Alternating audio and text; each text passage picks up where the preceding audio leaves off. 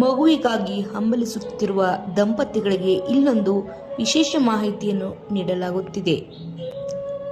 ಕೆಲವರು ಮದುವೆಯಾದ 1-2 ವರ್ಷಗಳವರೆಗೆ ಮಗುವಿನ ವಿಚಾರದಲ್ಲಿ ದೂರ ಉಳಿಯುವುದು ಸಹಜ. ಆದರೆ ಇನ್ನು ಕೆಲವು ದಂಪತಿಗಳು ಮದುವೆಯಾದ ವರ್ಷದಲ್ಲೇ ಮಗುವಿನ ತವಕವನ್ನು ಹೆಚ್ಚು ಹೊಂದಿರುವುದು ವಿಶೇಷವಾಗಿರುತ್ತದೆ.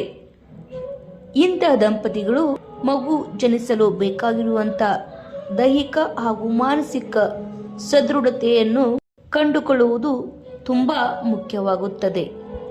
ಇದಕ್ಕಾಗಿ ಕೆಲವೊಂದು ವಿಟಮಿನ್ ಆಹಾರಗಳನ್ನು ಸೇವಿಸುವುದು ಅವಶ್ಯವಾಗುತ್ತದೆ.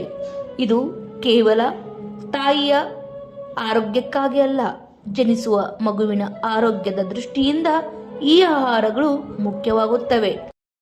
ತಾಯಿಯಾಗಲು ಬಯಸುವ ಮಹಿಳೆಯು ಮೊದಲು ಗರ್ಭ ಧರಿಸುವ ಮುನ್ನವೇ 3 ತಿಂಗಳು ಮೊದಲು ಫೋಲಿಕ್ ಆಸಿಡ್ ಹಾಗೂ ಕ್ಯಾಲ್ಸಿಯಂನಂಥ ಆಹಾರಗಳ ಸೇವನೆಯನ್ನು ಹೆಚ್ಚು ಮಾಡಬೇಕು.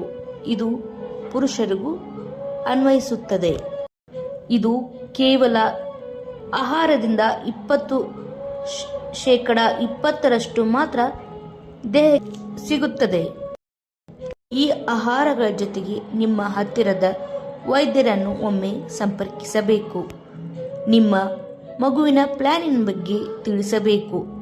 ಅವರು ಇದಕ್ಕಾಗಿ ನಿಮಗೆ ಒಳ್ಳೆಯ ಮಾತ್ರೆಗಳನ್ನು ನೀಡುತ್ತಾರೆ. ಇದು ಗರ್ಭಧಾರಣೆಯಲ್ಲಿ ಆಗುವಂಥ ತೊಡಕುಗಳನ್ನು ನಿವಾರಿಸಲು ಸಹಾಯ ಮಾಡುತ್ತದೆ. ಜೊತೆಗೆ ನಾವು ಇಲ್ಲಿ ತಿಳಿಸಿದಂಥ ವಿಷಯಗಳನ್ನು ಒಮ್ಮೆ ಗಮನವಿಟ್ಟು ಓದಿ. ಇದು ನಿಮ್ಮ ಗರ್ಭಾವಸ್ಥೆಯ ಅವಧಿಯಲ್ಲಿ ಸಹಾಯ ಮಾಡುವುದು.